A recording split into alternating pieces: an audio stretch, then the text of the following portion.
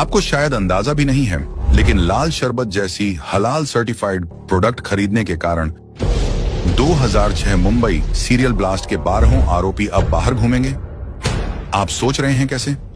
देखिए, 2006 ब्लास्ट के सभी आरोपियों को 2015 में कोर्ट के फैसले के बाद ही सजा मिल जाती। 5 को फांसी और बाकी को आजीवन कारावास।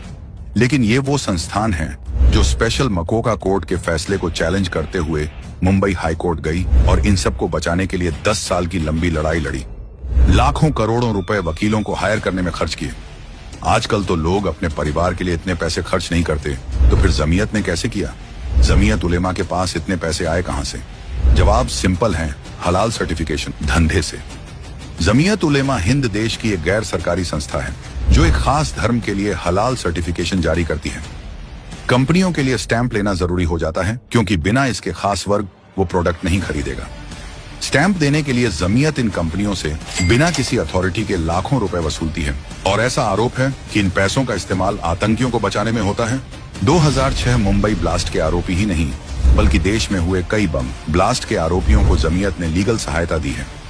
गृह मंत्रालय को दायर की गई एक याचिका के अनुसार जमीयत ने 2007 में एक लीगल सेल शुरू किया था, जिसने अब तक 700 से ज्यादा लोगों को कानूनी मदद दी है जो आतंकी मामलों में आरोपी थे, और इनमें से 192 को बरी करवाया गया है।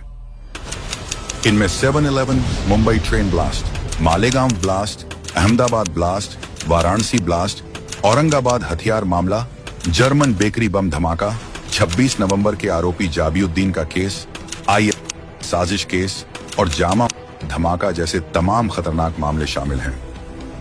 और इन सभी में आरोपियों को छुड़ाने के लिए जमीयत ने जमकर पैसे झोंके, वो भी आपके ही पैसों से, जो आप सोचकर खर्च करते हैं कि एक लाल शरबत ही तो खरीद रहे हैं।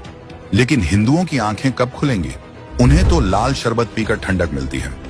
शायद इस बात की गर्मी महसूस नहीं होती कि उसी पैसे से देश के दुश्मन कानून से बच निकलते हैं। सबसे गंभीर बात यह है कि कांग्रेस पार्टी इसी जमीयत से चुनावों में समर्थन लेती है। महाराष्ट्र हो या कोई और राज्य, कांग्रेस उन लोगों की सरपरस्ती लेती है जो आतंक के आरोपियों की मदद करते हैं। अब सवाल सिर्फ राजनीतिक नहीं, आत्मा का है। क्या हम ऐसी पार्टी को वोट देंगे जो उन संगठनों से गठजोड़ करती है जिनके कारण बम धमाकों में हमारे अपने मारे गए?